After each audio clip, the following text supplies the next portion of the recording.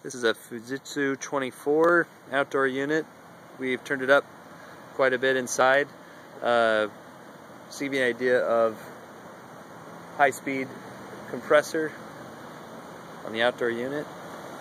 And you notice this has a lot more ability to produce heat, so the compressor is going to run at a little bit higher RPM. It's obviously a bigger unit,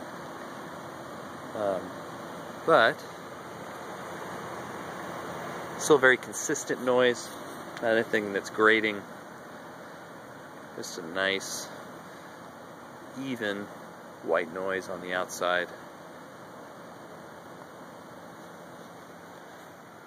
Again, speedy channel to the inside, coming around the back.